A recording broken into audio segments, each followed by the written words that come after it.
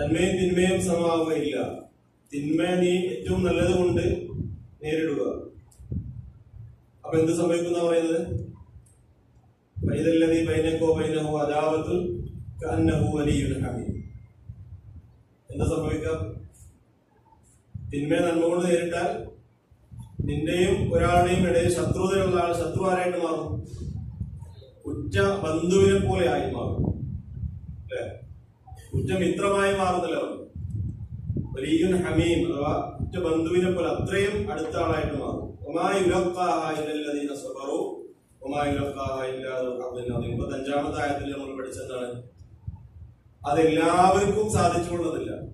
കാരണം അത് കുറച്ച് പ്രയാസകരമായ അല്ലെങ്കിൽ ത്യാഗം ആവശ്യമുള്ള, ക്ഷമയും സഹനവും ആവശ്യമുള്ള കാര്യമാണ്. അതുകൊണ്ട് തന്നെ വമാ യുലഖാഹാ ഇല്ലല്ലദീന സബറു വമാ യുലഖാഹാ ഇല്ലാ ദു ഹദ്ദിൻ അദീം. ക്ഷമാലുക്കൾക്കും വളരെ വലിയ സൗഭാഗ്യം ലഭിച്ചവർക്കുമല്ലാതെ അത് സാധിക്കുകയില്ല. അപ്പൊ നമ്മൾ ചെയ്യേണ്ടത് എന്താ? അത് എല്ലാവർക്കും സാധിക്കില്ല എന്നുകൊണ്ട് അത് ഒഴിവാക്കണം വേണ്ടത്. എല്ലാവർക്കും സാധിക്കൂല, അതുകൊണ്ട് എനിക്കതിന് പറ്റില്ല എന്ന് പറയണം വേണ്ടത്. എന്താ നമ്മൾ ചെയ്യേണ്ടത്? പരിശ്രമിക്കാം. അല്ലെ? മൻ തസബ്ബറ സബ്ബറല്ലാഹ്. വിശ്വാസം പറഞ്ഞു, ക്ഷമ കൈകൊള്ളാൻ ശ്രമിക്കുന്നവരെ ക്ഷമിക്കാൻ സാധിക്കും.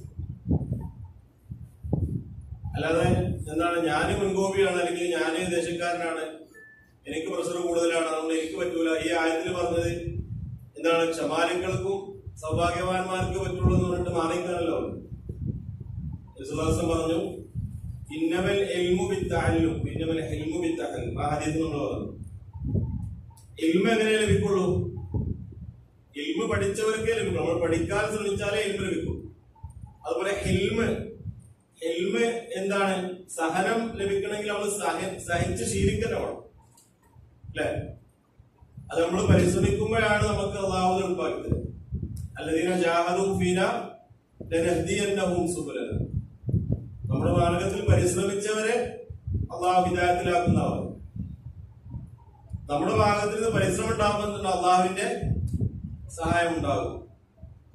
അള്ളാഹുവിലേക്ക് നമ്മൾ അടുത്ത് നടന്നു ചെന്നാൽ അള്ളാഹുവിന്റെ നമ്മളെ കൂടി വരുന്നവർ. ഒരു ചാണെടുത്താൽ ഒരു മുഴ എടുക്കുന്നവർ. അപ്പൊ നമ്മിൽ നിന്ന് പരിശ്രമം ഉണ്ടെങ്കിൽ അള്ളാഹുവിന്റെ സഹായം ആ രംഗത്ത് നമുക്ക് ഉണ്ടാകും.